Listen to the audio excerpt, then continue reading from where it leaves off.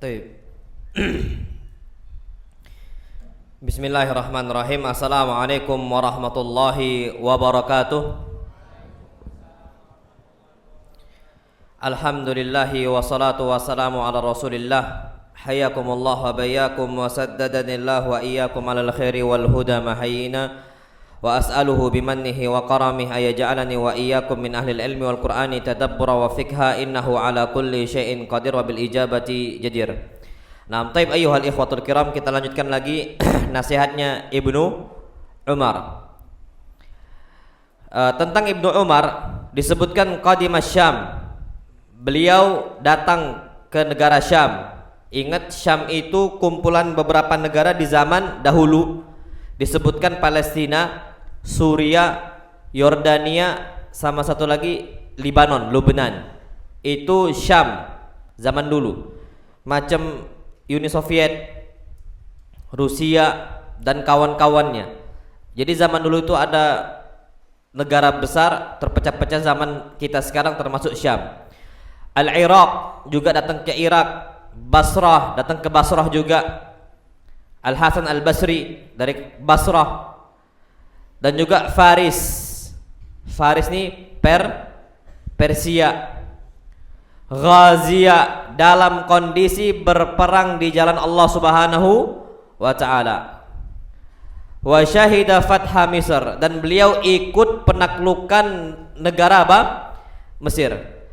Tip semangatnya Ibnu Umar disebutkan, Ibnu Umar sendiri yang mengatakan ini. Dia mengatakan uritu ala Rasulillah sallallahu alaihi wasallam yauma Uhudin. Ketika pada perang Uhud, aku datang untuk Nabi sallallahu alaihi wasallam, aku menawarkan diri untuk berperang, perang Uhud. Wa ana ibnu arba'asyra sanah, dan ketika itu umur saya 14 tahun. 14 tahun berani berjihad, itu mentalnya kuat. Mentalnya betul-betul kuat, Masya Allah. Mental pemberani, memang mental orang-orang disiapkan untuk jihad di jalan Allah, membela agama Allah. Falam yujizni, tapi Nabi SAW tidak membolehkan saya. Beliau larang saya untuk berjihad di jalan Allah. Antum tahu kisah kasus ibu-ibu bawa anaknya, katanya mau jihad, masuk ke gereja, bom bunuh diri. Tahu antum kasus itu? Di mana? Surabaya.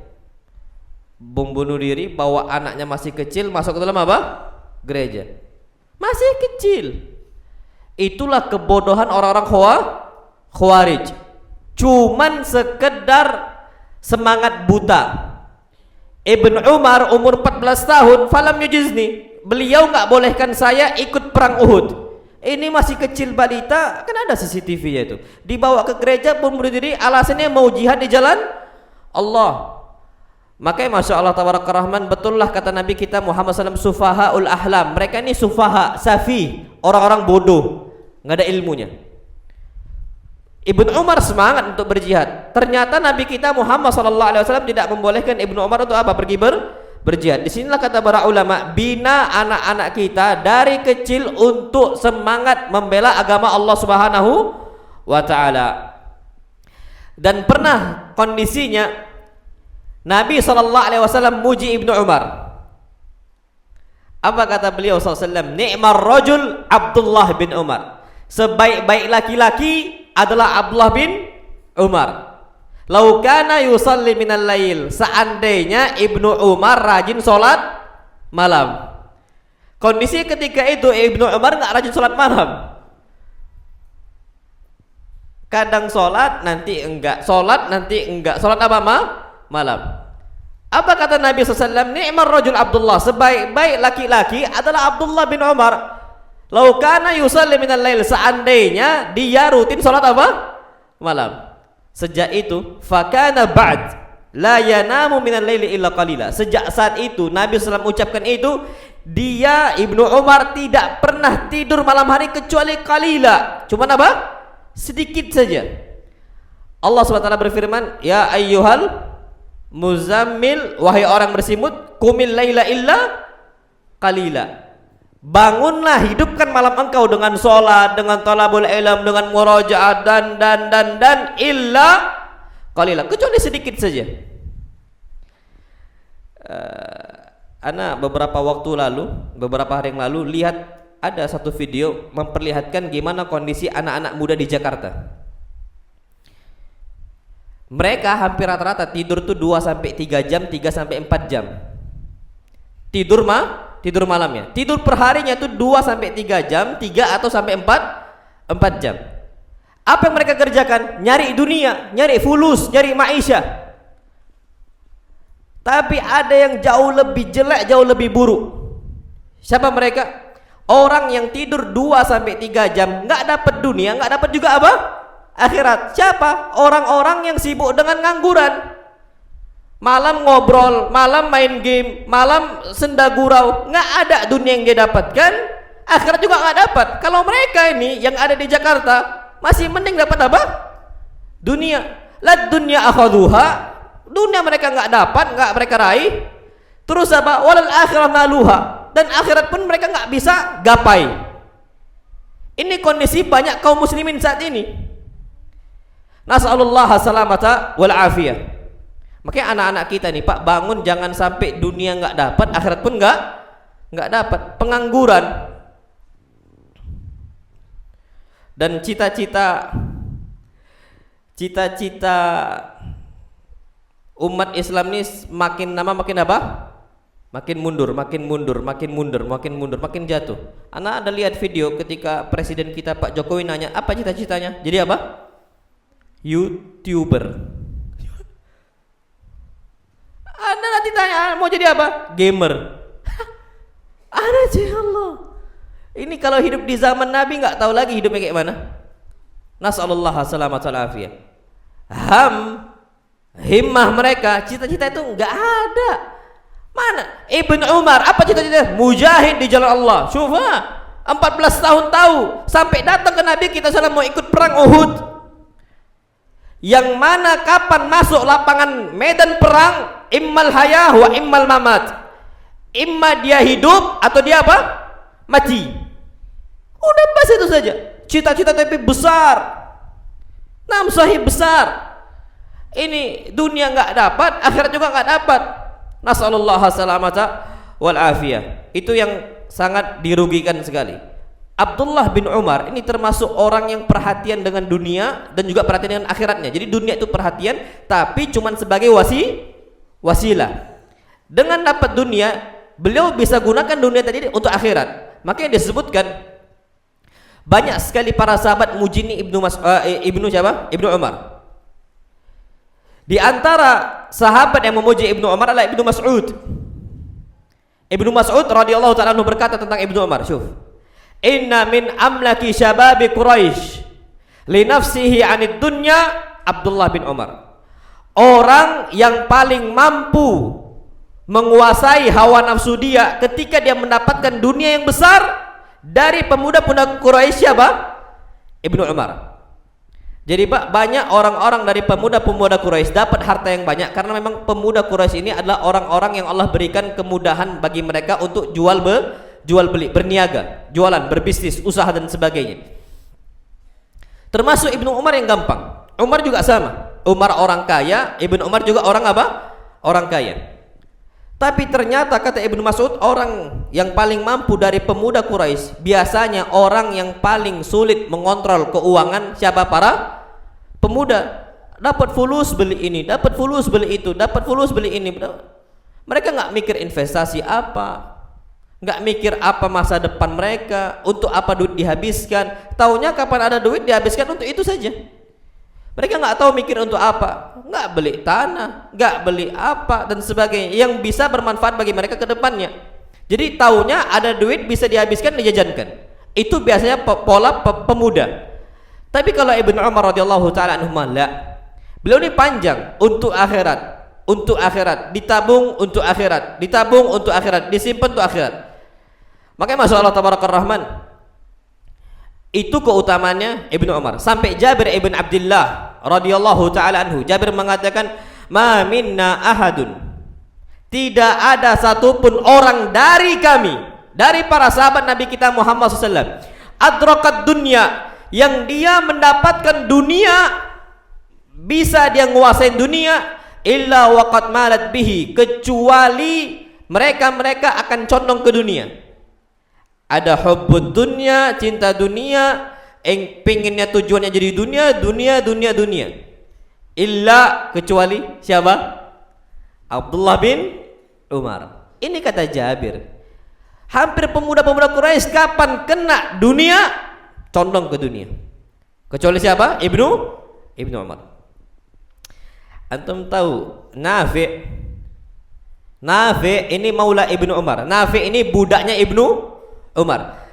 Budak plus murid. Masya Allah. Budak plus apa? Murid. Nafi mengatakan, ma mata Ibnu Umar hatta a'taqa alfa insanin aw zad. Tidaklah Ibnu Umar meninggal kecuali beliau sudah membebaskan 1000 budak, bahkan lebih. Kalau kita mau hitung murah nih budak, anggaplah 100 juta itu udah paling murah. Budak 100 juta. Satu kalikan berapa? 1000. Berapa dapat nominalnya? Tidak terhitung lagi Ibnu Umar. Meninggal semuanya. Dan termasuk pahala yang paling besar, pahala apa? Membebaskan budak. Tidak gampang Pak membebaskan budak itu. Itu termasuk sulit sekali. Dan ternyata bisa dilakukan oleh Ibnu Umar. Dan ini memang tipikal pemuda yang Allah Subhanahu wa taala berkahi. Makanya sampai Sa'id ibn Musayyib ini adalah seorang tabi'in yang Allah muliakan, yang Allah berikan kelebihan. Apa kata Ibnu Musayyib? Lau syahidtu li ahad, kalau seandainya aku boleh bersaksi untuk seseorang annahu min ahlil jannah, bahwasanya dia termasuk penduduk surga. Cuman kita nggak bisa memvonis nih fulan termasuk penduduk surga, fulan penduduk surga, nggak bisa. Karena yang namanya vonis penduduk surga atau neraka itu hak paten milik siapa? Milik Allah. Tapi kalau seandainya aku diberikan nih kesempatan oleh Allah Subhanahu wa taala, siapa yang berhak masuk surga? Siapa yang berhak masuk surga? Maka apa kata beliau? La syahidtu li Abdullah bin Umar. Aku akan bersaksi di hadapan seluruh manusia yang berhak itu Abdullah bin Umar. Karena fadilahnya banyak sekali, maka kata para ulama, manaqibuhu katsiratun masyhura. Keutamaannya Ibnu Umar itu banyak dan populer. Meninggal tahun 73 Hijriah, umurnya 87 tahun. Panjang enggak umurnya? 87 tahun, Masya Allah, panjang. Sampai Nabi kita Muhammad SAW beliau bersabda, khairun nas, sebaik-baik manusia, man tala umruhu, yang panjang umurnya, wa hasuna amaluhu, tapi amalnya apa? Baik. Jadi usahakan kita berharap umur panjang untuk kita menanam dan memanen kebaikan yang kita telah tanam. Itu yang perlu kita ketahui. Na'am, wallahu alam bissawab. Nah, baik. Sekarang wasiat Ibnu Umar. Salah satu wasiat Ibnu Umar ketika Nabi SAW bersabda, kun fid dunya ka'annaka gharibun au abiru sabil. Nabi SAW bersabda untuk Ibnu Umar, wahai Ibnu Umar, jadilah engkau di dunia seakan-akan engkau ini orang asing, tamu, asing saja. Cuman datang habis itu pergi, datang habis itu pergi. Au abiru sabil, atau cuman orang yang menyeberangi sebuah jalanan. Apa kata Ibnu Umar setelahnya? Beliau wasiatkan kepada murid-muridnya setelah membacakan hadis Nabi kita Muhammad sallallahu alaihi wasallam. Beliau mengatakan, idza amsayta fala tantadhiris sabah. Kalau engkau di sore hari jangan nunggu kapan? Pagi. Wa idza asbahta fala tantadhiril masa. Kalau engkau di pagi hari jangan nunggu kapan? Sore. Wa khudh min sihatika limaradik. Ambil kesempatan sehat engkau sebelum engkau apa? Sakit, dan ambil kesempatan engkau hidup sebelum engkau mati. Dan Masya Allah tabarakar rahman, hidupnya Ibnu Umar itu betul persis sebagaimana yang diucapkan oleh beliau sendiri. Jadi beliau mengucapkan plus beliau amalkan. Apa kata Syekh Umar Al-Muqbil? Fahuwa alladhi ra'al khilafah tantakilu min rajul ila rajul. Ibnu Umar adalah salah satu orang yang melihat bagaimana kondisi khilafah ini berganti-ganti. Nabi meninggal, ganti siapa? Abu Bakar. Abu Bakar meninggal, ganti siapa? Umar. Umar meninggal, ganti siapa? Uthman. Itu dinilai Ibnu Umar. Tapi ternyata kondisinya awalnya kondisi umat Islam ini sulit. Zamannya Abu Bakar semakin mudah, zamannya Umar dunia semakin mudah, kan gitu kan? Semakin berkembang umat Islam, semakin banyak dunia mereka dan sebagainya. Ternyata Masya Allah, beliau ini mazala qawiyan, beliau ini masih kuat kondisinya, tidak ada perubahan hatta laki rabbah, sampai beliau jumpa dengan Allah. Zahida, masih dalam kondisi zuhud, enggak tertipu dengan dunia. Abida, rajin ibadah. Wari'an, wara ini meninggalkan dunia yang enggak bermanfaat untuk akhirat, berbahaya untuk akhirat, ditinggalkan oleh beliau. Raghiban fima indallah, beliau ini sangat berharap apa yang ada di sisi Allah berupa surganya Allah Subhanahu wa taala. Padahal kondisinya beliau ini al-qadir ala nailiha, mampu untuk meraih dunia seisinya. Beliau bisa. Cuman beliau tinggalkan gara-gara tidak mau terpalingkan dari Allah Subhanahu wa taala. Makanya beliau pernah mengatakan untuk Mujahid nasihat yang sama. Untuk Mujahid ini, Mujahid muridnya. Ini Mujahid ini tabi'in, muridnya Ibnu Umar. Mujahid ini termasuk mufassirul Quran, ahli tafsirnya apa?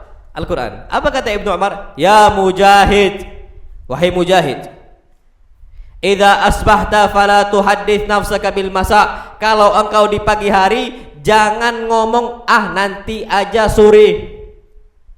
Sebaliknya, wa idza amsayta fala tuhaddits nafsaka bis-sabah. Kalau seandainya engkau di sore hari, jangan ajak bicara jiwa engkau, nanti aja, kerjakan kapan?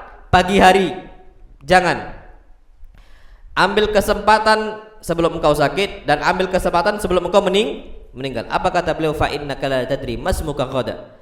Engkau enggak tahu engkau nanti dipanggil dengan panggilan apa oleh Allah Subhanahu wa taala ketika hari kiamat dan juga ketika engkau meninggal. Pak, kita ini kapan meninggal? Kapan kita ini adalah orang yang bagus, Allah akan panggil kita dengan nama yang paling bagus. Dikafani dengan kafan yang bagus, dengan kafan yang wangi, dan diterima oleh para malaikat, dibawa ke Allah Subhanahu wa taala, diturunkan lagi. Tapi kapan buruk? Dipanggil dengan nama yang paling buruk. Nama dia ketika masih hidup, misalnya Masya Allah Yusuf. Pas meninggal dipanggil nama paling jelek. Kalau dia pernah dipanggil di dunia Ucup, dipanggil siapa? Cup. Paling jelek, yang paling dia nggak suka. Makanya inilah jangan suka manggil nama orang yang jelek. Abdullah, bedul. Ana di pondok dulu ada kawan kakak kelas. Ana namanya Abdurrahman. Dipanggil apa? Gus Dur. Gus Dur katanya. Gus Dur sini. Nah, sama kakak kelas lah.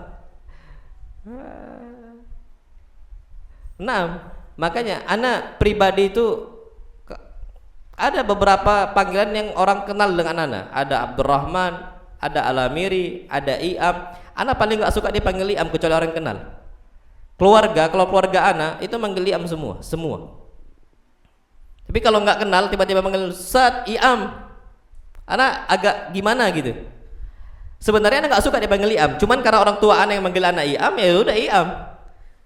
Karena orang tua anak dulu masih awam, nggak ngerti apa-apa, akhirnya terbiasa sama kawan-kawan abi anak. Kawan-kawan abi anak sampai sekarang manggil Iam kok. Anak nggak ada masalah itu, cuman kalau seandainya dipanggil sekarang dengan orang nggak kenal Ustaz Iam, anak tuh agak gimana gitu. Wah, Ahsan Abdurrahman wala Alamiri dan sebagainya. Kalau di pondok itu anak dipanggil Abdurrahman, di SD dipanggil Alamiri. Jadi panggil yang nama yang memang kita cinta, yang kita senang. Makanya kalau nama yang bagus-bagus jangan disingkat. Syakib, Iib, Tayyib, Iib, semisal. Abang anak Tayyib, Yahya, Muhammad, Tayyib. Yahya nama Nabi. Muhammad, Tayyib, bagus, dipanggil Iib. Orang awam lah dulu Abiana dan sebagainya. Nah, sahih. Panggil nama yang sempurna. Kembaran ana Sarah khairun nisa dipanggil Ica.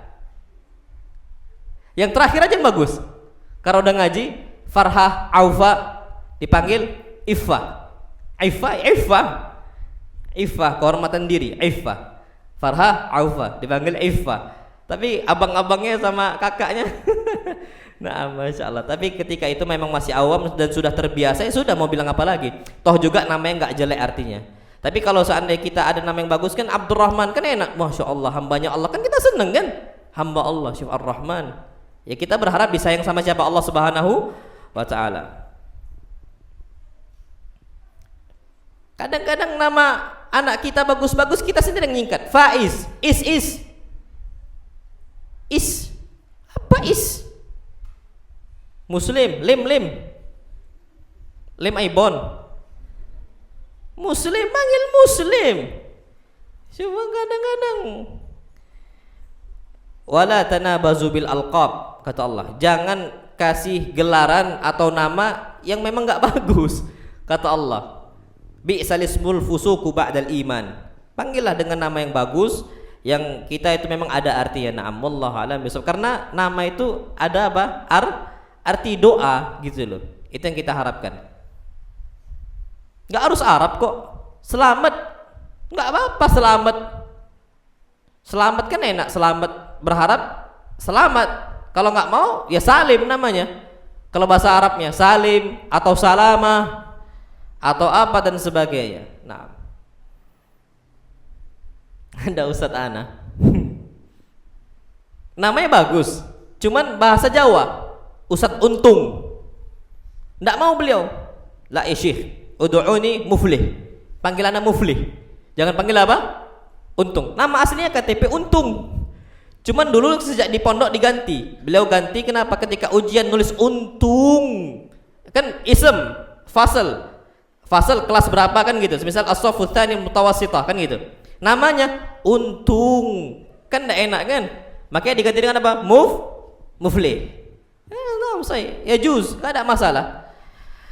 Itu yang perlu kita ketahui. Wallahu alam bishawab. Jadi di sini usahakan panggillah dengan panggilan yang bagus. Makanya kita balik ke tema, Mujahid dinasihatkan oleh Ibnu Umar, fa innaka la tadri masmuka ghada. Engkau enggak tahu engkau dipanggil dengan apa pada hari kiamat nanti. Nama paling jelek di dunia itulah yang dipanggil. Naam, sahih. Itu kata para ulama. Wallahu alam bishawab. Tapi perhatikan di sini, ketika Nabi kita Muhammad sallallahu alaihi wasallam bersabda, kun fid dunya ka'annaka gharib, jadilah engkau di dunia ini seperti orang asing atau orang yang nyeberangi jalan saja. Kata beliau apa? Jangan sampai ada yang memahami bahwasanya yang namanya kita jadi orang asing tuh seakan-akan hidup kita ini hidup miskin, bangunan rumah nggak dijaga. Kenapa? Zuhud. Nggak gitu kata beliau. Wa alla yabni lahu daran tuwihi wa ahlahu. Ada orang akhirnya memikir, ya sudah kita nggak usah bangun rumah yang layak atau yang normal, bangunlah saja dengan seadanya pakai bambu, padahal dia mampu pakai semen. Maka bukan itu maksudnya. Bahkan sampai ada, masya Allah tabaraka rahman, orang-orang yang dia itu nggak mau berkumpul dengan orang lain. Kenapa? Ana mau jadi orang asing, jadi nggak mau kumpul dengan orang lain, biar jadi asing saja. Nggak gitu. Makanya Ibnu Umar menafsirkan orang asing di situ adalah orang kapan dia itu asing. Maksudnya bukan mukim, musafir. Dia mau nggak mau akan pergi dari tempat itu. Kita ini musafir di dunia, kita akan tinggalkan apa? Dunia. Nggak lama, itu tafsirannya. Bukan asing, oh nggak mau jumpa sama kawan-kawan, bukan.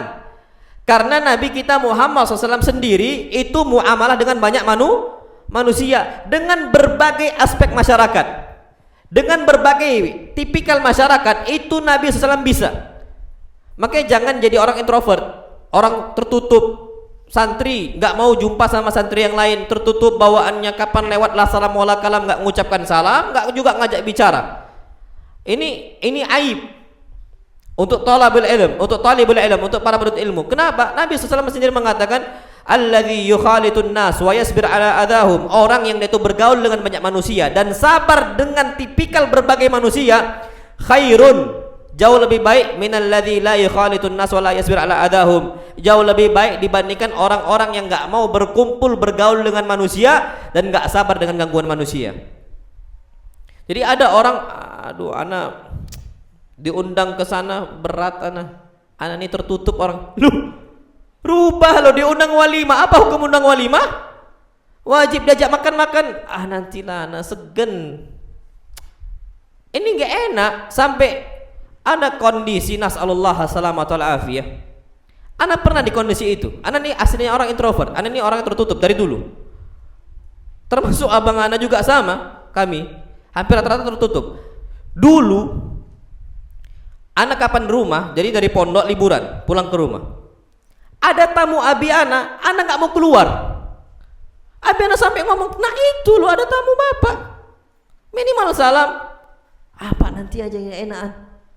Syuf, habis kejadian itu abi ana nasihati, nggak boleh kayak gitu nak. Minimal salam dan sebagainya. Akhirnya ana mikir, iya, loh hadis Nabi jelas ada, nggak boleh kayak gitu. Ada kawan abi kita, termasuk cara kita berbakti dengan bapak kita setelah bapak kita meninggal dengan cara apa? Berbuat baik dengan siapa kawan bapak. Akhirnya dari situ ana rubah tipikal ana rubah pola ana. Memang awalnya agak berat, orang tertutup, kapan jumpa dengan orang asing tuh berat. Canggung mau ngomong apa. Kalau sekarang bawalah satu orang yang anda nggak kenal pun anda bisa ngobrol lama. Sekarang nih kombur kita nih banyak ngomong. Kalau sekarang, kalau dulu anda tertutup saya anda nggak bisa. Dulu sungkan, ya akhirnya ya jangkrik aja suaranya, krik krik krik.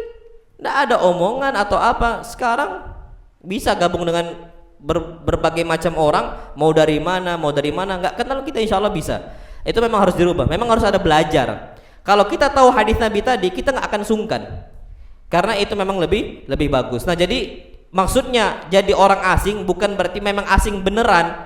Makanya sampai disebutkan oleh Nabi kita Muhammad SAW, innal islam bada al islamu ghariban wa sayaudu ghariban fatuba lil ghuraba. Islam datang dalam kondisi keterasingan, asing, dan akan kembali dalam kondisi asing. Maka beruntunglah untuk orang-orang yang asing. Ya sudah, anak ngasingkan diri. Nggak gitu maknanya.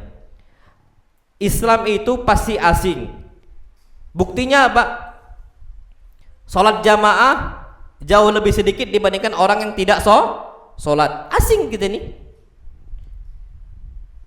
Coba kapan tahlilan? Lebih ramai salat jamaah atau tahlilannya? Lebih ramai mana? Tahlilan. Ini tahlilan di rumah full. Azan, kapan diperintahkan azan? Disuruh kita sholat apa? Jamaah. Mereka berangkat ke masjid atau tetap di rumah itu? Tetap di rumah itu. Kita berangkat ke masjid, antum aja ya akhi, antum aja lah mas, ana enggak nanti aja. Syuf, akhirnya orang yang berangkat ke masjid ini asing. Kalau antum nggak percaya, antum kumpul lebaran, acara kumpul keluarga, hari pertama lebaran, hari kedua lebaran, hari tiga kumpul rame-rame. Taib, azan dikumandangkan. Berapa banyak yang kumpul dari yang kumpul tadi yang berangkat ke masjid? Lebih banyak yang berangkat ke masjid atau yang diam di rumah? Lebih banyak yang mana?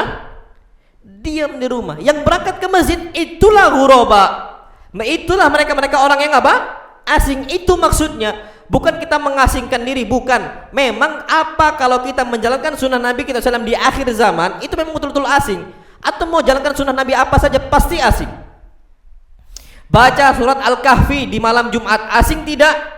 Asing. Yang banyak baca surat apa? Yasin. Surat Yasin, semua baca. Surat Al-Kahfi, bahkan banyak yang tahu surat Al-Kahfi disunnahkan, walaupun ini dikhilafkan oleh para ulama, tapi ana lebih condong itu disunnahkan. Akhirnya terasa asing kayak gitu. Antum cari sunnah-sunnah yang lain. Orang yang menjalankan sunnah Nabi pasti asing.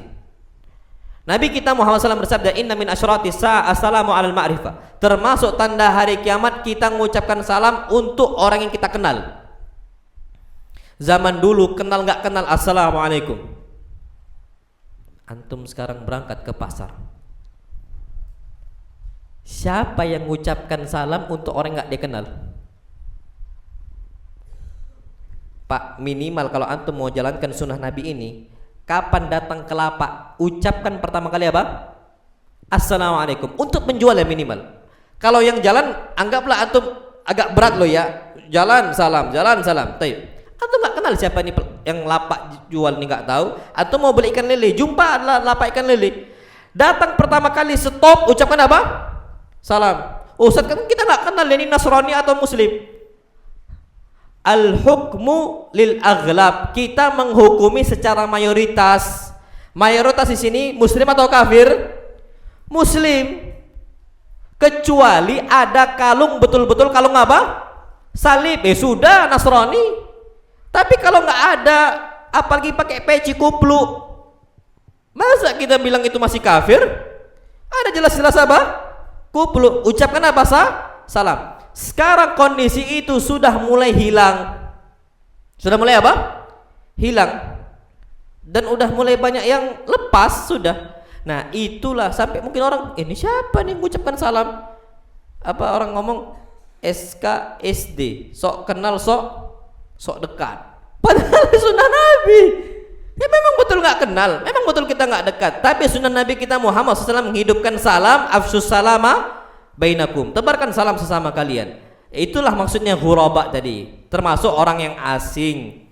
Itu kata para ulama. Nah, wallahu alam bissawab. Jadi antum mau memperhatikan dunia nggak ada masalah sama sekali, tapi harus tayakkul kata beliau, harus sadar, harus tarakub, harus diawasin. Hari kita itu dibangkitkan oleh Allah sama hari hisab. Barang siapa yang dia itu betul-betul sadar tentang dunia dia, maka apa? Aktsara dzikral maut, dia akan memperbanyak mengingat kematian. Jadi perbanyak dunia nggak ada masalah, tapi sembari itu perbanyak kematian. Antum tahu Pak, mengingat kematian ini termasuk sunnah mahjurah, termasuk sunnah yang mulai ditinggalkan oleh umat Islam. Buktinya apa? Antum mau bukti? Selama sebulan kita ini, selama sebulan, kapan terakhir antum ziarah kubur? Oh baru Ustaz, kerja bakti di kuburan pekarangan di IC kan? Yang lain memang fungsinya kita datang ziarah kubur untuk ingat kematian. Kapan terakhir? Terakhir bulan Ramadan. Pas lebaran mengkhususkan ziarah kubur pas kapan? Lebaran. Kapan terakhir? Bulan ini ada? Bulan kemarin ada? Nggak ada. Di sini kata para ulama memang kondisi kita itu memang sedikit mengingat apa? Kematian. Padahal perintah Nabi ala fazuruha. Sekarang seringlah ziarah kubur untuk mengingat apa?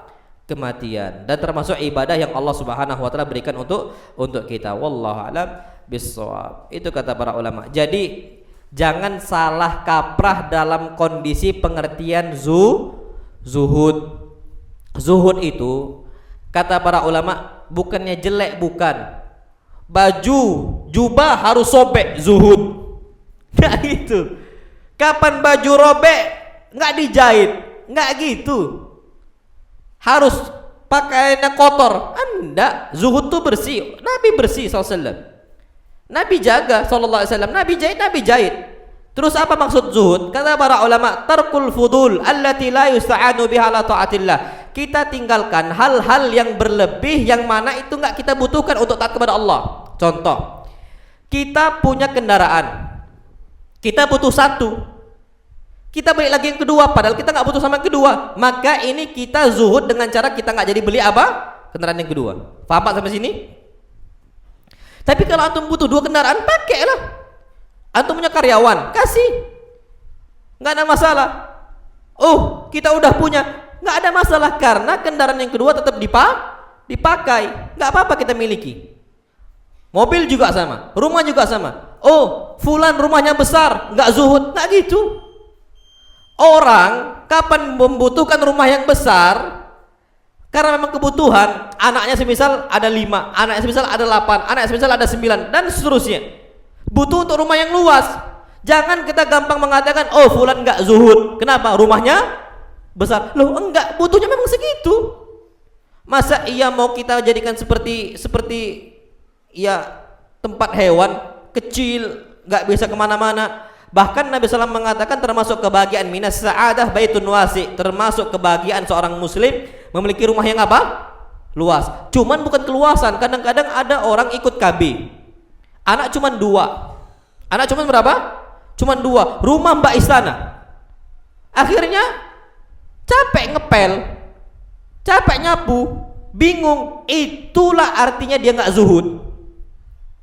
Tapi kalau anaknya semisal 12 selusin, wajar dia bangun.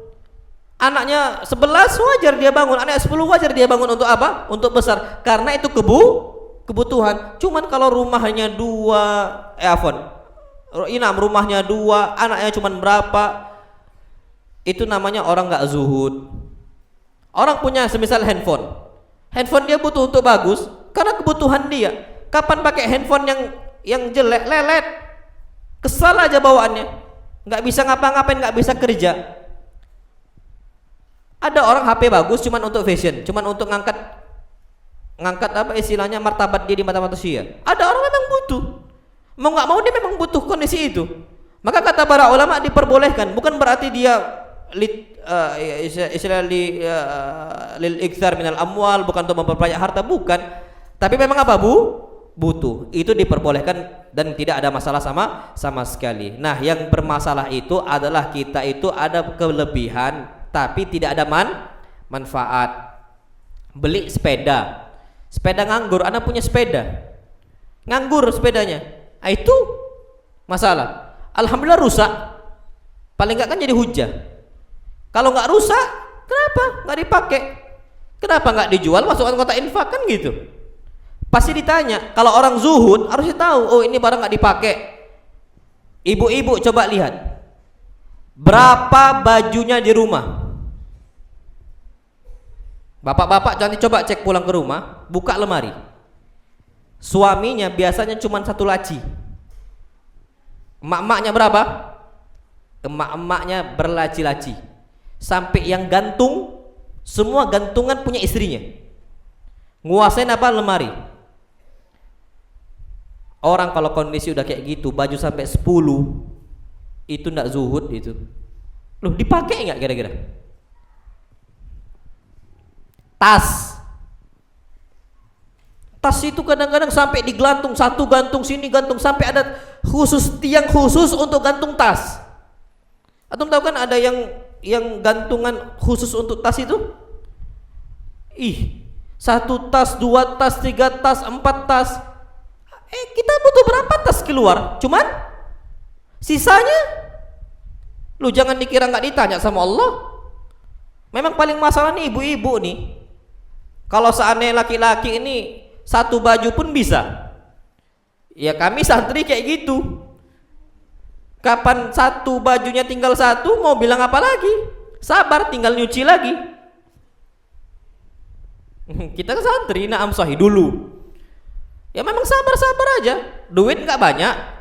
Orang tua ngasih jajan, cuman nggak untuk itu. Jajan kita tuh nggak untuk itu, untuk kitab. Bukan untuk hal-hal seperti itu. Apa manfaat nggak ada? Baju banyak. Ya Allahu Akbar. Antum tahu jarum pentul mak-mak itu, beli 1 pak, dalam hitungan 1 pekan hilang semua. Loh, kemana? 1 nempel di sofa, 1 nempel di lemari, nggak tahu lagi di bantal ya juga ada, di kasur pun ada. Nggak tahu apa ya maksud anak tuh. Kenapa harus 1 pak beli habis itu hilang? Tapi kapan 1 pak semua habis, tinggal 1 awet. Apa? Awet tinggal 1. Makanya Pak, nggak usah belikan lagi. Biar apa? Biar awet. Nah, sahih. Kan orang nggak zuhud, jadi maksudnya nggak butuh untuk itu, tapi dipaksa. Banyak Pak, antum kalau mau cari contoh banyak. To'am kata beliau sini. Kata Umar bin Khattab, makanan juga sama. Makan bisa makan seadanya. Minta tambah ini, tambah itu, tambah ini, tambah itu. Libas. Nah, ini kata Umar, orang banyak nggak zuhud dalam urusan pakaian, libas.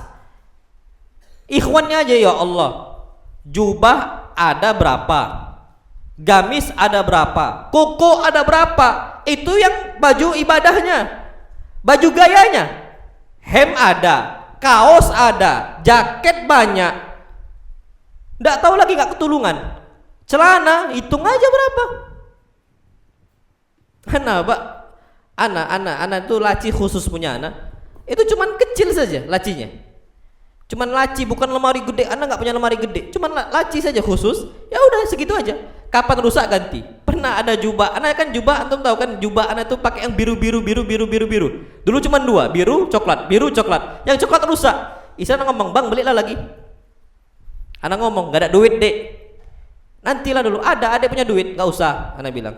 Sampai sekarang tak terbeli. Jadi kalau antum lihat jubah anak, mau nggak mau biru. Nanti pakai biru. Ya cuman itu. Yang jubahnya ya, dan nggak usah ngapain tuh beli, toh juga masih ada yang bisa dipakai. Makanya pola itu memang harus dibangun, Pak. Pola seperti itu memang harus dibangun. Ya zuhud saja. Untuk apa kita terlalu banyak baju? Na'am, wallahu alam bisawab. Adzan. Ngam, taib adzan dulu, kita lanjut badal adzan. Fadhal.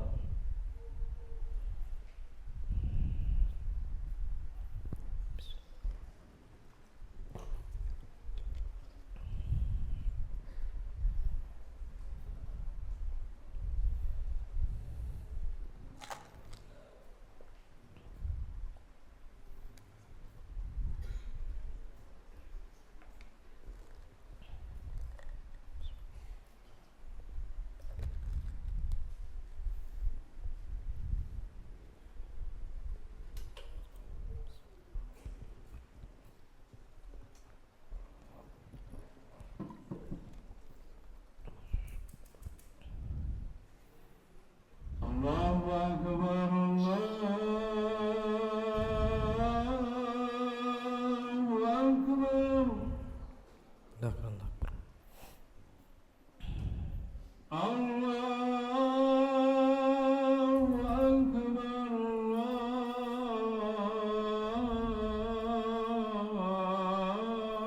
Allahu Akbar.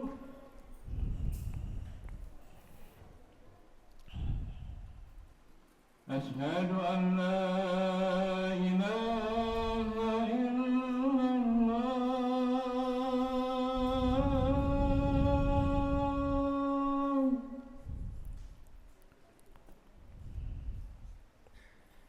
Asyhadu an la ilaha illallah.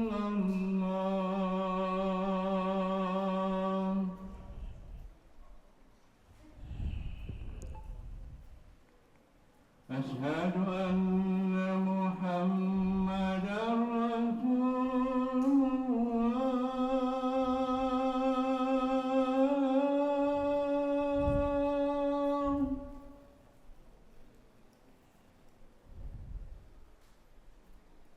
Asyhadu anna Muhammadar Rasulullah.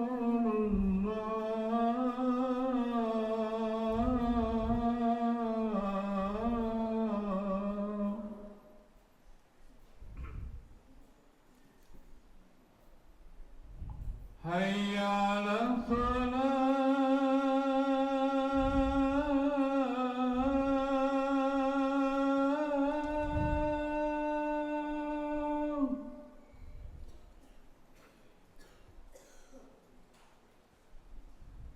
Hayya 'alas salah.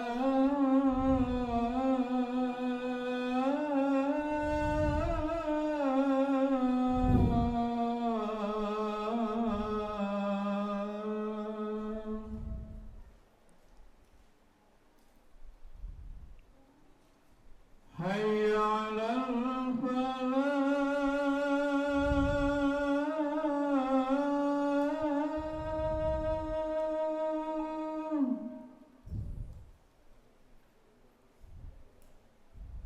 Hayya 'alal falah.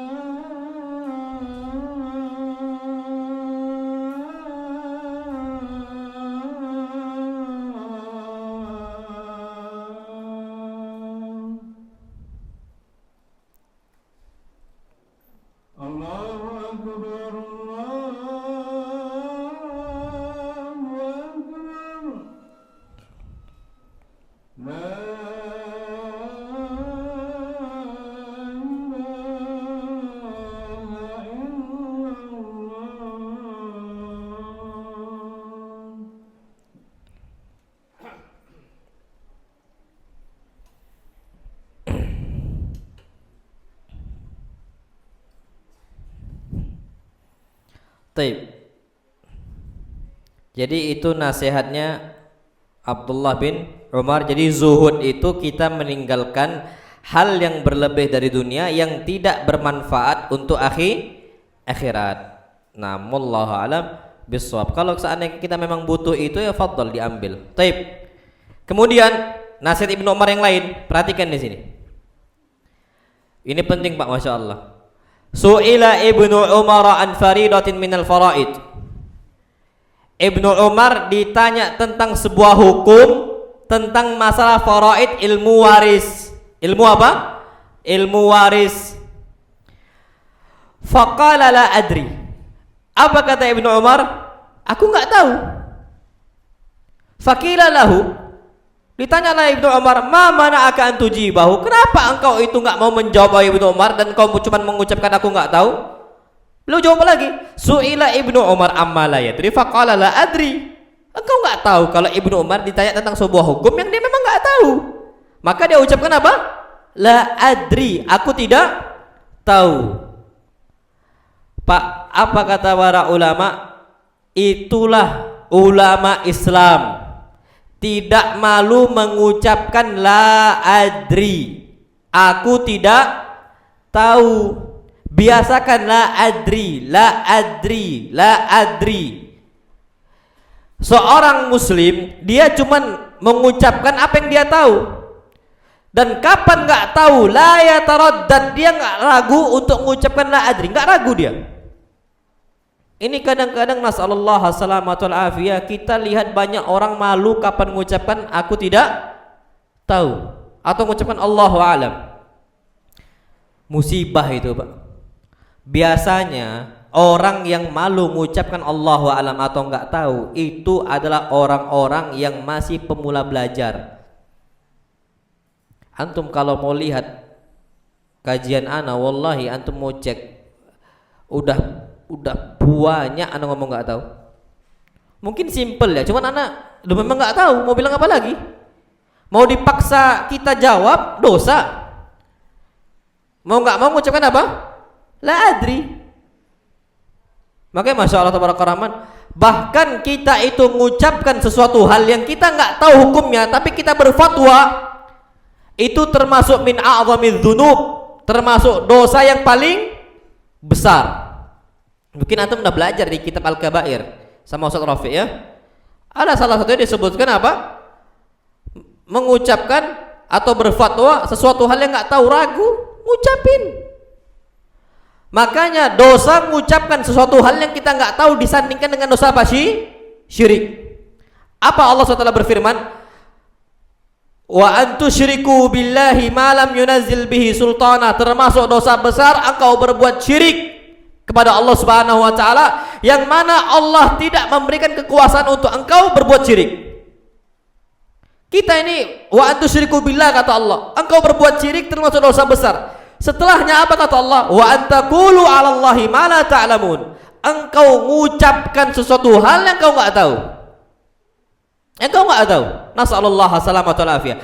Wa tuliyat hadhil ummah, dan umat kita ini umat Islam diuji oleh Allah Subhanahu wa taala dengan munculnya orang-orang juhal, orang-orang jahil. Kapan ditanya mudah menjawab, ketika menjawab salah fatwa, dan itu bahaya sekali. Makanya semua ulama Islam dari zaman sahabat sampai zaman kita sekarang, mereka merasa puas kapan nggak tahu Allah alam. Puas, Pak. Anda merasa puas di situ. Ada kepuasan. Makanya disebutkan oleh Ali bin Abi Thalib. Beliau keluar, apa kata beliau? Ma abradaha 'alal kabid, ma abradaha 'alal kabid. Betapa sejuk hati saya, betapa sejuk hati saya. Apa itu kata kawan-kawannya? Wahai Ali, apa yang kau maksudkan? Faqala an taqula li syai' la ta'lamuhu Allah alam. Engkau mengucapkan suatu hal yang kau enggak tahu hukumnya, apa kau ucapkan? Allah alam. Pak, puas. Jadi masukkan dalam pola pikir kita, benak kita, kapan tidak tahu, puaskan diri kita dengan ucapan apa? Allahu a'lam atau la adri. Antum tahu ulama besar, muridnya Aisyah bintu Abi Bakar. anaknya muridnya Aisyah. Namanya Al-Qasim ibn Muhammad. Al-Qasim bin Muhammad bin Abi Bakar. Al-Qasim ibn Muhammad. Taib. Pernah kejadian Al-Qasim bin Muhammad ini diajak ngobrol dengan Yahya ibn Sa'id Al-Ansari. Apa kata Yahya ibn Sa'id Al-Ansari? Ya Aba Muhammad, wahai Abu Muhammad. Maksudnya Al-Qasim. Innahu qabihun ala mithlika azimun an tus'al an syai'in min amri hadzal din fala yujad indaka minhu ilmun wala farajun. Betapa aibnya, betapa buruknya diri engkau ketika engkau ditanya tentang masalah Islam, ternyata engkau enggak tahu hukumnya dan engkau mengucapkan Allahu alam dan engkau enggak kasih solusi. Faqala lahul Qasim, apa kata Qasim? Wa ammadak. Terus kenapa? Itu kata siapa? Al-Qasim. Syuf, enggak malu. Ulama besar. Syuf, ini ulama besar. Anaknya, keturunannya siapa? Keturunan siapa? Abu Bakar. Al-Qasim ibn Muhammad ibn Abi Bakar. Berarti Abu Bakar siapanya si Al-Qasim? Kakeknya Al-Qasim. Ternyata apa kata dia? Wa ammadak. Terus kenapa kalau aku enggak tahu? Qala li annaka ibnu imamai huda. Karena engkau keturunan dua orang besar, Abu Bakrin wa Umar. Di darah engkau itu ada darahnya Abu Bakar sama darah siapa? Umar. Sedangkan dua orang ini adalah ulama besar. Apa kata beliau? Terus kenapa? Wa ammadak. Terus kenapa kata beliau? Akbahu min dzaka an aqula bi ghairi ilm. Jauh lebih buruk, jauh lebih aib bagi saya aku mengucapkan, berusaha menjawab yang aku enggak tahu. Aku enggak yakin jawabannya. Fasakata Sa'id ibn Yahya ibn Sa'id Al-Ansari. Maka diamlah Yahya ibn Sa'id Al-Ansari. Makanya Masya Allah Tabaraka Rahman, ada salah satu ucapan ulama, syufa.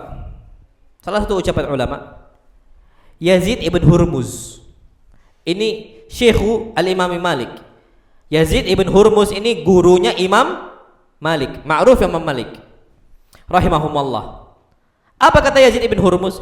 Inni la uhibbu an yakuna min baqayal alim ba'dahu la adri. Aku paling senang kalau seorang guru mewariskan untuk muridnya ucapan la adri. Aku tidak tahu.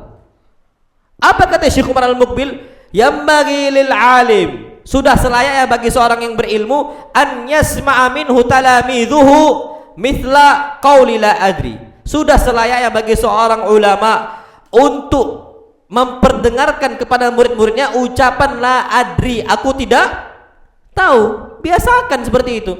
Liyatarabbatul labuhu ala dzalika, agar para santrinya, para muridnya terdidik untuk mengucapkan la adri, aku tidak tahu.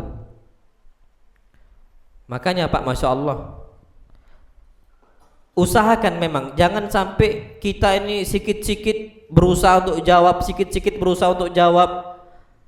Yang lebih musibah nih ikhwan, kadang-kadang bukan ustadz, hadis arba'in Nawawi tak hafal, Quran cuman kulhu, tapi kapan di sosmed bish, mufti, alim, mufti sosmed. Makanya ana itu sering, Pak, ana ini sering diajak debat sama orang-orang. Ana tidak mau, ana tahu dia ini orang tabeh gitu loh. Ana dibilang apalah, Wahabi lah dibilang apa, ana nggak mau ladeni. Kalau orang besar oke. Dulu ada kasus, ana nyampaikan tentang masalah penyimpangan kesalahan Ar-Razi Hashim waktu itu. Ada di YouTube itu. Tiba-tiba ada salah satu masjid yang memang sering ngundang beliau kajian, Wahabi takut debat kata dia. Kenapa antum ya Al-Amiri enggak debat Razi Hashim secara langsung? Ana ngomong, sejak kapan ana takut? Antum fasilitasi, ana datang, wallahi ana datang. Ana siap, jangan antum buat pencitraan orang Wahabi takut debat. Kapan pula anak takut? Ahlan wa sahlan, ayo. Kata dia oke, kami hubungin. Sampai sekarang nggak ada. Wallah kadzab. Ada itu di YouTube itu Pak, dan resmi. Mana? Tapi kalau orang tafi, Pak anak candain malah. Kalau orang-orang anak nggak kenal siapa, ustadz bukan, awam ya iya. Tapi orang-orang menyimpang, sufi dan sebagainya, ngomong mau debat anak, ya anak candain aja lah. Ya anak kacangin. Kadang-kadang kesal dia. Nah, sahih. Tapi kalau orang besar ayo. Tapi kalau seandainya orang kayak gitu, Pak, tafi. Nah, jadi kalau antum awam maksudnya itu, janganlah Pak, jangan sampai kita ini kadang-kadang ilmu tak ada, tapi jadi mufti sosmed. Akhirnya balaya ummah, musibah bagi umat akhirnya.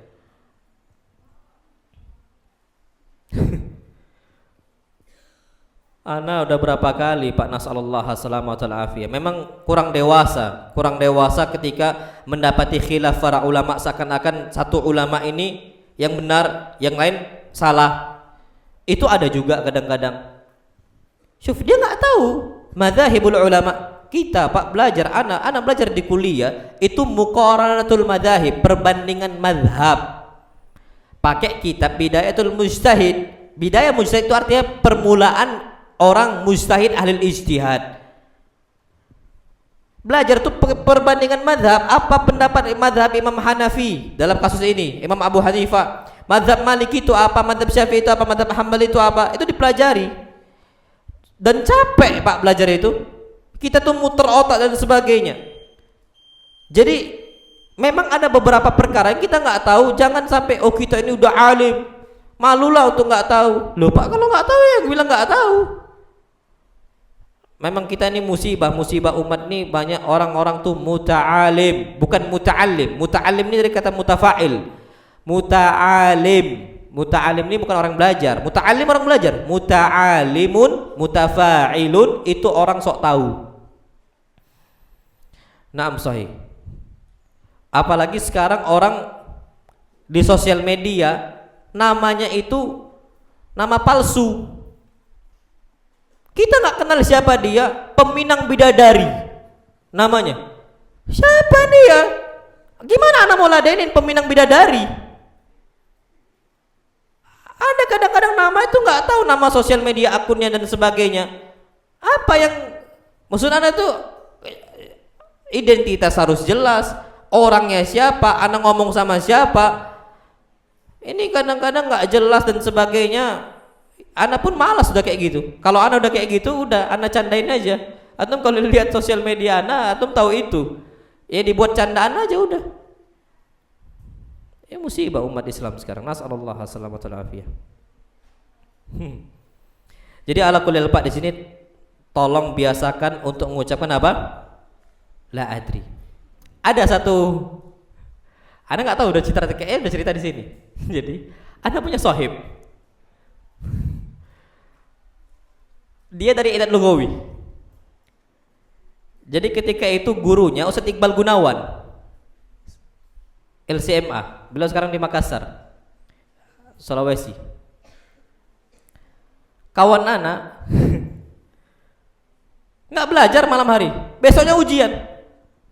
Dia malah main-main. Dia ini orangnya malas belajar. Taunya break dance tanpa musik. Cuman ya olahraga kata dia, karena dulu dia di SMP suka kayak gitu, jingkrak nggak jelas. Naam sahih, tapi tanpa musik. Dia kayak gitu ngajarkan kawan-kawan dia. Malam ujian bukannya belajar, malah kayak gitu-gitu. Pas besok gak ada dia bisa jawab. Dijawab dia semuanya la adri Allahu a'lam. La adri Allahu a'lam. La adri Allahu a'lam. Ada beberapa yang dia bisa ada. Jadi ada yang bisa, ada yang tak bisa. Tapi banyak yang tidak bisa. Pas keluar dapat nilai 70, kaget dia. Bus, nilai 70. Ternyata apa? La adri Allahu a'lam itu Ustadz Iqbal Gunawan ngasih setengah nilainya. Setiap dia jawab Allahu alam dikasih sama ustadznya setengah. Kenapa? Karena ucapan para ulama, man qala la adri Allahu alam faqad adraka nisfal ilm. Orang yang mengatakan la adri, aku enggak tahu, Allahu alam, dia telah mendapatkan setengah ilmu. Seneng dia, bangga. Besoknya ujian akhir semester, enggak belajar lagi. Main lagi. Pas enggak bisa mengucapkan la adri Allahu alam, baru nilainya rosib. Rosib nih enggak lulus. Kenapa nggak lulus? Ustadznya nggak mau ngasih lagi. Ada kawan anak itu dari Lugawi, sibuk main kayak gitu. Ada terakhir ada jumpa di Bandung jualan, dia nyesal. Anak pas kemarin ada anak mau ke Solo lewat Bandung, jadi ke Bandung dulu jumpa. Belum memang inti di Bandung, iya anak di Bandung. Ayo kita jumpa. Jadi jumpa di pom bensin malam-malam. Inti belum tidur, belum anak jualan. Nyesel anak kayak gini. Tahu gitu anak pengen jadi ustadz, dapat pahala, hidup nyaman. Sekarang hidup susah kata dia. Dengan kondisi di kota Bandung ini, hidup susah, nyari maisha susah. Kalau kita pun susah jadi ustadz, tahu paling enggak iman. Anak itu bisa tenang dan sebagainya. Makanya anak nyesal kapan keluar dari pondok. Keluar dia, keluar. Ya karena gitu sibuk break dance. Itulah dapatnya. Nasallallahu salamatan afiyah. Nyesal. Ada kawan anak. Masya Allah. Akhirnya sekarang jadi pedagang baju. Masya Allah. Mudah-mudahan Allah berkahi usahanya. Nah, Allah alam bisawab. Jadi usahakan. Nah, ada ucapan Umar ibn Abdul Aziz, rahimallahu mra'an arafa qadra nafsihi. Allah merahmati seseorang yang tahu kapasitas diri. Antum tanya ana tentang masalah agama, banyak ana yang enggak tahu. Apalagi antum tanya ana tentang otomotif, pasti tak tahu. Tapi kalau ada semua orang mau tahu, pokoknya semua orang dia harus tahu, ya ini mustahil lah. Jadi dia bukan ustadz, belajar agama enggak pernah, tapi menggebu-gebu bicara agama. Apalagi orang baru hijrah. Orang baru hijrah dikasih panggung ngomong tentang agama, salah. Nasallallahu salamatan afiyah. Betul lah kata Ustaz Yazid, orang baru hijrah itu jangan dikasih panggung. Harusnya banyak belajar, bukan banyak dakwah. Kenapa? Kapan orang baru hijrah banyak dakwah? Ma yusid aktsar mimma yuslih. Apa yang dia rusak jauh lebih banyak dibandingkan apa yang dia apa yang dia dapat, apa yang dia perbaiki. Allah alam bisawab. Jadi rajin-rajin ucapkan Allah alam. Antum awam dalam urusan agama. Mau ngisi kajian, janganlah. Antum berapa Quran hafalan? Quran. Ada hafalan Quran kita? Juz 30 nyampe? Enggak. Arba'in Nawawi ada? Enggak. Umdatul Ahkam? Apalagi? Bulughul Maram? Jelas lebih enggak. Tiba-tiba kita mau ngambil mansibud dakwah alal mimbar. Mau ngambil apa? Porsi dakwah kita, ana da'i. Dakwah. Antum dakwah bisa di mana saja. Cuman kalau dakwah di atas mimbar itu identik dengan apa? Pertanyaan misalnya tanya jawab. Jangan buka diri itu. Kecuali antum memang betul. Antum udah hafal Quran, Masya Allah, Qurannya 10 juz. Ada dokter kayak gitu. Lu banyak lu dokter yang hafal Quran, ilmu agamanya banyak, hafal hadis juga banyak, dokter, ahli kimia. Lah itu Syekh Mustafa Al-Adawi itu S1-nya bagian mekanik. Sekarang ahlul hadis. Muridnya Syekh Mustafa Al-Adawi. Muridnya Syekh Muqbil Ibn Hadi Al-Wadi'i. Ulama besar di hadis di Mesir sana. Jadi di Indonesia banyak kok ahli kimia, ahli apa di Jogja itu kan banyak di Jogja. Murid-murid Ustaz Aris Munandar itu hafizahullah itu banyak sekali. Dan jadi Ustaz Abdul Tuasikal, Ustaz Aminur Baisnya, Raihanul Bahrainnya, siapa lagi? Ustaz Amrullah Akadintanya, itu lulusan-lulusan Mahat Ilmi di Jogja dan berhasil. Nah kalau memang seperti itu, kita memang awam di kuliah di UGM, kuliah di Unsri, tapi kajian terus, belajar sorof, belajar nahu, dan paham apa yang disampaikan oleh para ulama dalam kitab-kitab mereka, ya boleh. Tapi inilah hadis yang kita hafalkan, wala Quran yang kita ketahui. Kadang-kadang pun baca Al-Fatihah, baca surat Al-Qariyah, enggak tahu apa isi Al-Qariyah, enggak tahu apa isi Al-Fatihah. Kita berani dakwah di mimbar. Bahaya. Nah, sahih bahaya. Wallahu alam bisawab. Jadi janganlah kalau antum masih ikhwan, maksudnya ikhwan-ikhwan yang masih baru belajar, tolong jangan beranikan diri untuk berdakwah. Terus gini, enggak semua orang dipanggil ustad. Enggak semua orang dipanggil ustad. Ana di pondok ana ada bagian administrasi. Bagian administrasi atau bagian keuangan, kami enggak panggil beliau ini ustad, dan anak-anak enggak boleh manggil beliau itu ustad. Kenapa? Nanti takutnya menggampangkan manggil ustad. Orang awam pun dipanggil ustad. Guru umum dipanggil ustad, taunya oh dia ini faham tentang agama, padahal enggak. Padahal dia kadang-kadang ya pergaulannya rusak, kadang-kadang memang ngajar di kita, ngajar ilmu umum. Pergaulan dia nggak dijaga kadang-kadang atau apa, dipanggil ustad. Kan enak gitu. Maksudnya citra nanti berubah. Jadi jangan bermudah-mudahan panggil apa ustad. Apalagi panggil syekh ta'al. Syekh. Janganlah. Maksudnya tempatkan, porsikan pada masing-masing. Kalau di Mesir sana kapan berjenggot orang berilmu itu, rupanya nggak tahu apa-apa.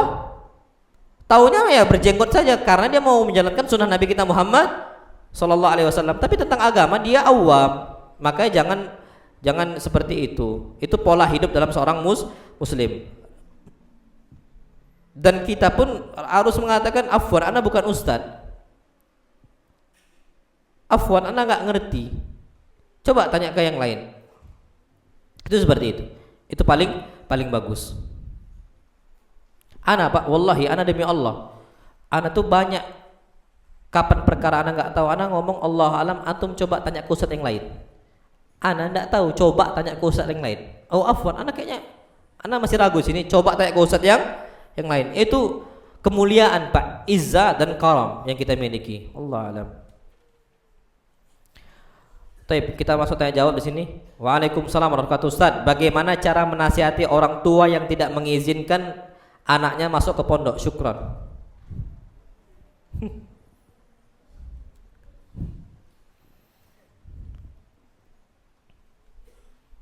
Kalau nggak masuk pondok bahaya nggak?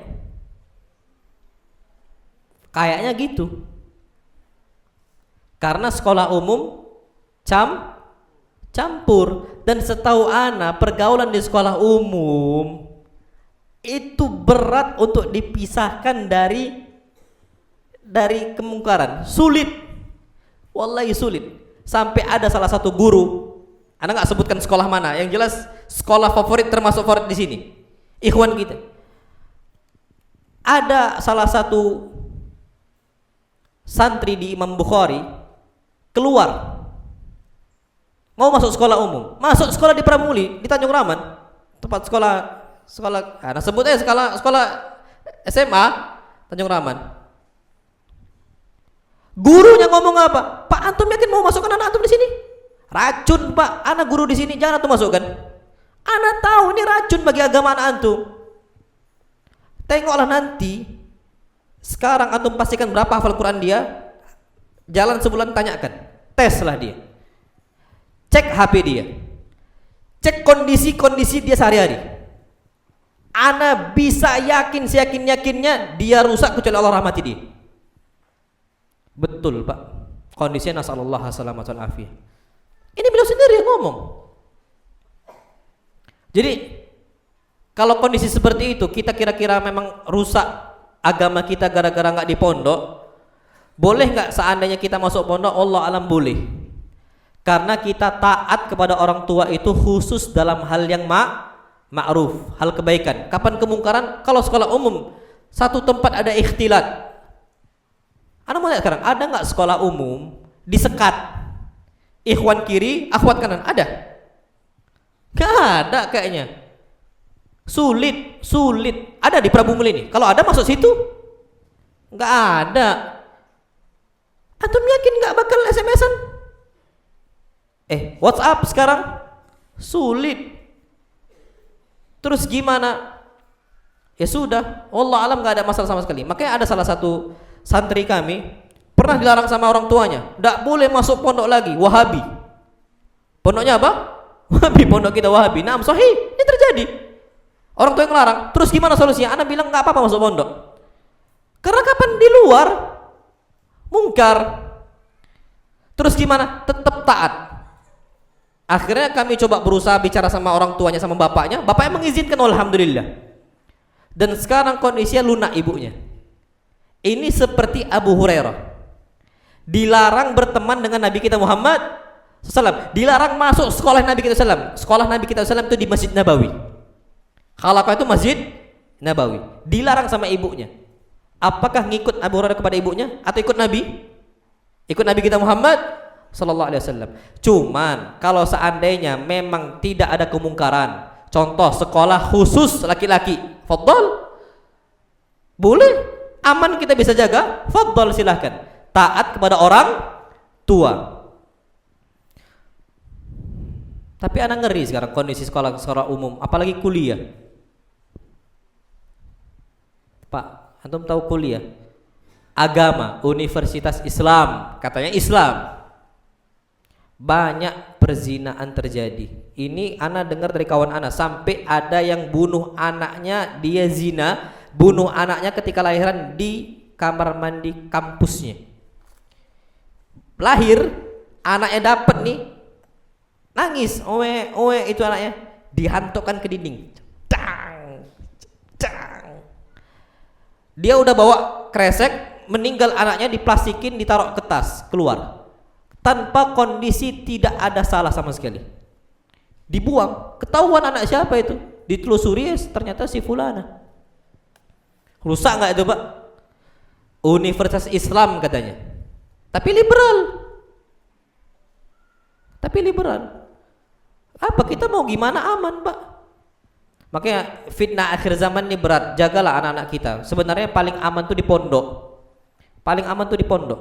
Terjaga. Makanya anak pondok Pak. Anak udah ngomong ke yayasan, pokoknya Pak, sekolah kita ini pondok, semua ustadz harus di dalam.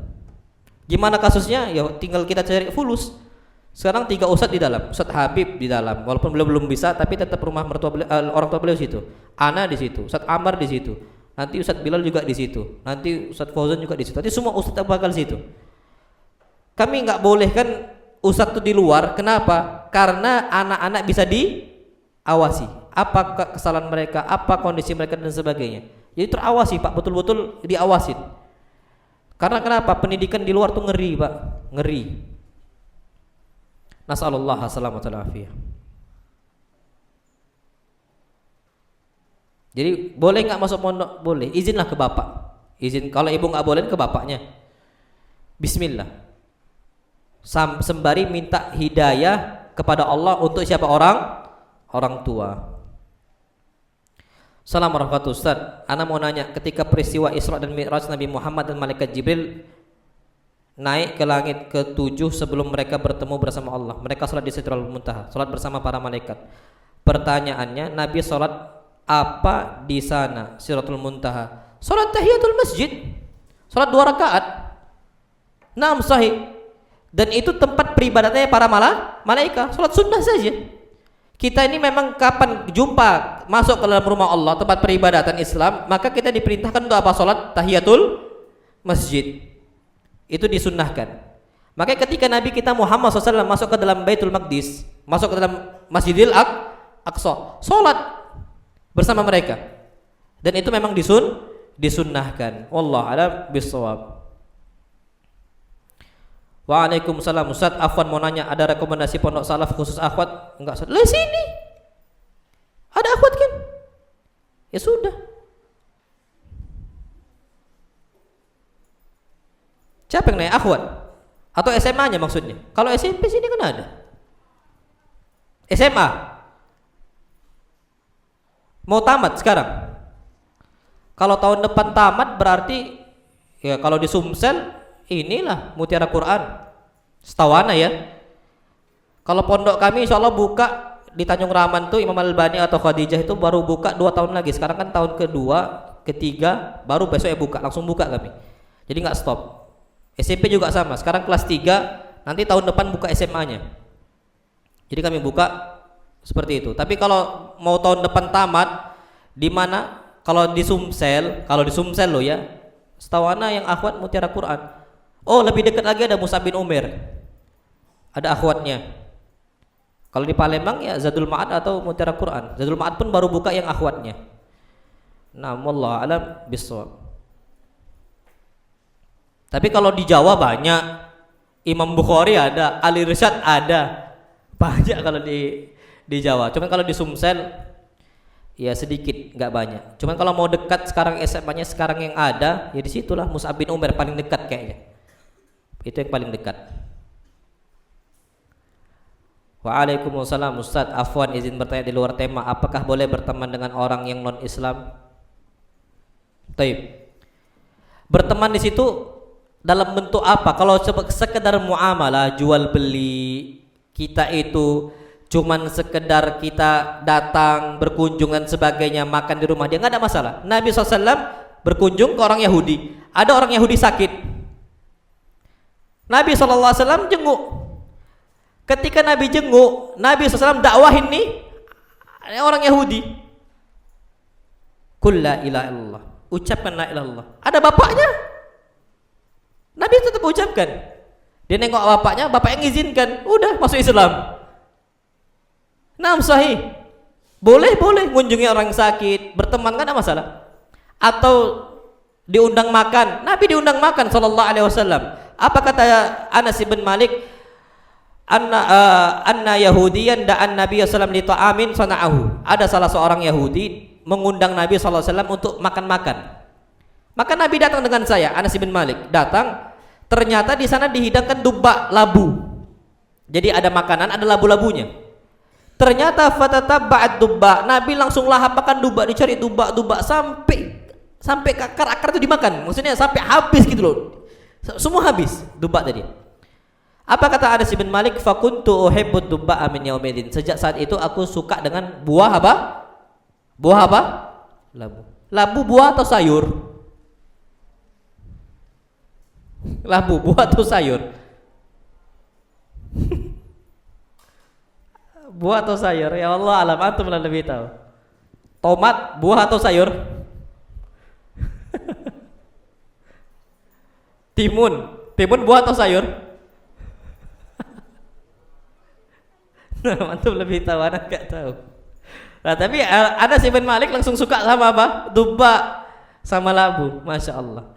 Berarti boleh gak datang ke rumah untuk makan bersama orang Yahudi? Boleh. Enggak ada masalah sama sekali. Cuman kalau seandainya wala wal baroknya salah, loyalitasnya ke orang kafir, ini enggak boleh. Natalan ikut ke gereja, musibah. Gereja pula dijaga. Masjid ini yang dijaga, banyak hilang kota infak. Gereja ini enggak usah dijaga. Banyak sudah yang jaga dari kalangan Nasrani, dijaga sama orang Nasrani, kan gitu. Masjid ya dijaga sama orang Islam. Sendal aja khutbah Jumat, sholat Jumat kita nih datang tak letakkan sendal, tengok Pak, banyak gak yang hilang? Itu yang dijaga. Orang Nasrani jaga gereja harus, yang jaga siapa? Orang Nasrani. Ini wala wal bara. Berteman boleh tapi jangan sampai datang ke gereja. Berteman pas Natalan mengucapkan selamat hari Natal, nggak boleh. Ini bukan toleransi, tapi ikut-ikutan. Toleransi itu kaidah toleransi, kata Allah SWT, lakum dinukum. Kalian beribadah sesuai agama kalian, kami beribadah sesuai agama kami. Kami nggak ada maksa kalian mengucapkan selamat hari raya Idul Fitri, nggak ada. Mohon maaf lahir dan batin, nggak ada. Atau taqabbalallahu minna wa minkum, apalagi itu.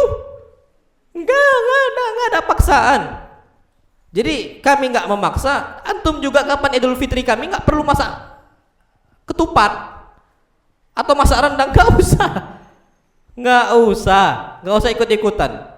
Toleransi sini lakum dinukum waliyadin. Dan nggak usah jaga tempat Idul Adha kami. Antum Nasrani nggak usah.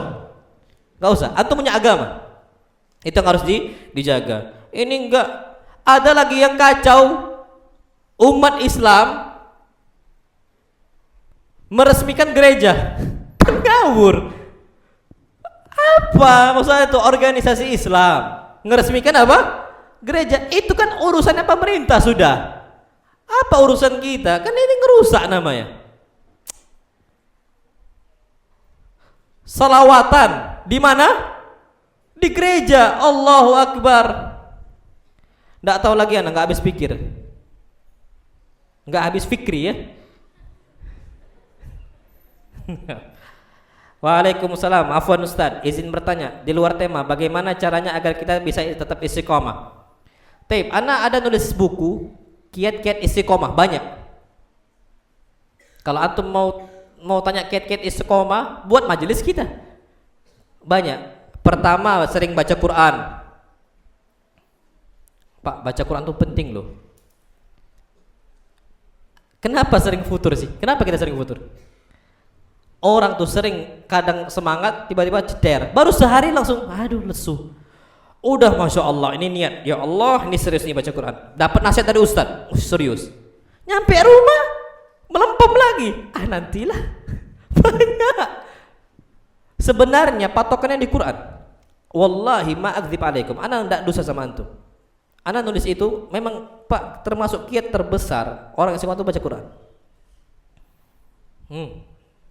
Kenapa? Allah berfirman, wa qala alladziina kafaru laula nuzila 'alaihil qur'anu jumlatan wahidah.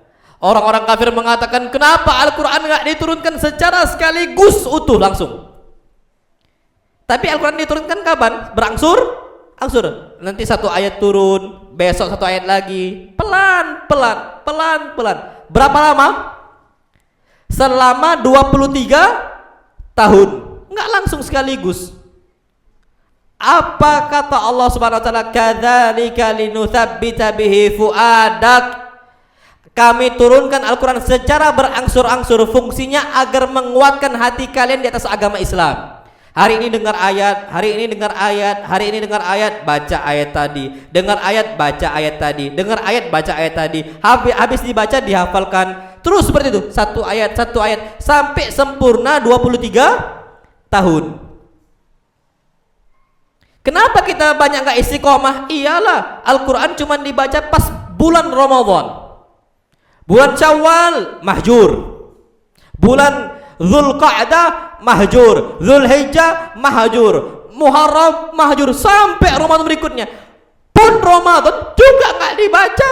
Sibuk ngapain? Sibuk kuliner, ngabuburit, nyari makanan, sangat incer. Kapan khataman? Atum kalau nggak percaya Pak, tanya nanti ya ikhwan-ikhwan, iseng aja. 10 hari Ramadan senggol, udah sampai surat mana? Al-Baqarah. Al-Baqarah akhir, tengah, awal. Alif Lam Mim. Berarti masih apa? Masih awal. Banyak loh Pak, ana bisa bilang banyak. Padahal Quran itu kalau kita menguatkan iman itu harus dibaca tiap hari. Ana ngerasa loh Pak, ana tuh ya, antum mau cari ulama mana sekarang nggak futur? Semua ulama pasti ada masa futurnya. Tapi dinaikkan lagi dengan baca apa? Quran. Ana mau ngasih tips sama antum. Kalau antum baca Quran, jangan hitung-hitungan, oh malam ini harus 1 juz, oh malam ini harus 1 halaman. Nggak usah, capek antum. Antum akan beralasan, iyalah kami nggak bisa 1 juz 1 hari. Kenapa? Ya mereka kan ustadz lancar bacanya. Taib. Kalau gitu jangan dihitung dengan apa? Hitungan lembar, jangan. Kalau ustadz nih Pak, hampir rata-rata mereka semua tuh baca Quran per hari 1 juz. Itu kan mereka berusaha. Terus gimana caranya? Ana sering bagikan tips ini Pak. Caranya itu antum jangan hitung lembar tapi hitung waktu. Ana sekarang kasih tahu antum, Pak, ana selesaikan 1 juz itu dalam setengah jam. Kenapa? Karena ana baca 1 halaman itu sekitar 1 menit. Jadi kalau seandainya 1 juz itu ada 20 halaman. Berarti kalau seandainya 1 halaman ada dapat 1 menit, berarti 20 menit kita udah apa? Selesai. Itu kalau baca agak cepat. Tapi kalau memang tartil, ana baca 1,5 menit. Berarti kalau 1,5 menit itu kita selesaikan 20 halaman, berapa menit selesainya? 30 menit. Oke, taib. Berarti antum dapat nih rumusnya kan? Berapa 1 juz 30 menit. Caranya jangan kejar 1 juznya, enggak usah. Kejar 30 menitnya. Berapapun dapat enggak apa-apa, syukuri. Yang penting baca 30 menit. Mampu enggak antum?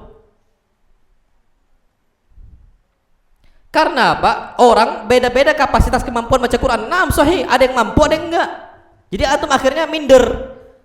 Tapi kalau waktu semua sama, Allah kasih untuk ustadz sama orang awam sama-sama 24 jam sama. Oke, toh ya berarti minimal setengah jam. Bisa nggak kira-kira kita? Harusnya bisa. Cuman banyak yang tak bisa. Anak kasih tips lagi. Caranya jangan diselesaikan sekaligus. Terus gimana? Dipecah-pecah. Baik. Kalau saya 30 menit, anak biasanya dibuat waktu sholat. Pun kalau waktu sholat ini terlalu banyak, antum bagikan 3 kali saja. Pagi ketika subuh 10 menit, siang 10 menit, malam 10 menit sebelum tidur. Berapa semua 30? Pas enggak? Pas. Terus gini, Pak. Kapan baca Quran? Jangan antum baca bismillah ini sebelum tidur 10 menit. Baca Quran antum. A'udzu billahi minasyaitonir rajim. Bismillahirrahmanirrahim. Alif lam mim. Dzalikal kitabu la raiba fi hudal lil muttaqin. Jangan nengok jam terus sikit-sikit. Kok lama kali 10 menitnya? Baca Quran, kok lama kali? Jangan, Mbak. Antum akan capek di situ. Terus gimana? Ana punya tips. Kalau ana baca Quran, ana buat stopwatch, timer, afwan. Ana di jam mana tuh, Pak? Ana jadikan timer. Jadi dibuat timer, ada pilihan 1 menit, 3 menit, 5 menit, 10 menit. Ana pilih 10 menit. Nanti dia muter sendiri. Antum udah khusyuk aja baca Quran, khusyuk aja. Antum baca terus, nanti tiba-tiba getar ya. Baru stop. Ucapkan subhanakallahumma wa bihamdika, bukan sadaqallahul adzim. Nah, subhanakallahumma wa bihamdika asyhadu an la ilaha illa anta astaghfiruka wa atubu ilaik. Selesai. Bismillah. Alhamdulillah. Antum khusyuk bacanya. Atau dijadikan di timer mana? HP. Antum buat timer HP, nyalakan 10 menit. Sampingkan di antum. Jangan nengok HP. Buka Quran, fokus baca. Baca aja. Nanti kapan 10 menit nyala sendiri. Sudah? Jadi antum nggak bakal kok belum sempet baca Quran kayaknya bakhil kali sama Allah. Lewat semenit nggak itu. Lewat nih 3 menit. Antum kita bakhil nih sama Allah. Caranya biar kita nggak kepikiran, buat timer. Buat timer. Sampingkan. Habis nih antum bisa baca Quran kayak gitu. Praktekkan, Pak. Ana yakin istiqomah antum. Wallahi sahih. Minta ketetapan iman. Jadi semangat, Pak. Bawaannya tuh semangat. Baca Quran. Nah, wallah alam bisawab. Nanti ada istilahnya mengamalkan sunnah Nabi SAW. Nanti ada cari kawan yang soleh. Nanti ada cara beramal sedikit. Yang penting rutin dan seterusnya. Itu ada banyak. Tapi itu nggak bisa kita jelaskan satu persatu. Ini yang dapat saya sampaikan, kurang lebih mohon maaf. Terakhir, Pak ya, cobalah, Pak, kayak gitu baca Qurannya. Ana nggak tahu lagi, ana nih, Pak, kenapa ana bisa yakin semua umat Islam itu tinggalkan Quran? Ana yakin, wallahi, ana bisa pastikan banyak rumah yang nggak dibacakan Quran itu banyak. Ana bisa pastikan itu. Di kantor nggak baca Quran, di rumah juga nggak. Ana bisa pastikan. Kenapa? Sejak zaman Nabi udah berdoa mengatakan, Wa qala ar-rasulu ya rabbi inna qaumi takhadhu hadzal qur'ana mahjura. Ya Allah, ini kaumku meninggalkan Al-Qur'an. Itu di zaman sahabat, apalagi zaman kita. Ana bisa pastikan banyak orang muslim meninggalkan Al-Qur'an. Pasti ana bisa. Makanya minimal ana yang jelas sudah kasih hujah kalau itu cara ana, Pak. Kalau cara antum ada yang bisa yang lain, ana dapat itu caranya dari Syekh Muhammad Syamsuddin. Jangan dihitung dari lembar, hitung dari waktu. Dan cara biar antum nggak nengok-nengok jam, caranya buat timer. Itu udah ana dapatkan lama dan itu bermanfaat insyaallah. Nah, wallahu a'lam bishawab. Assalamualaikum warahmatullahi wabarakatuh.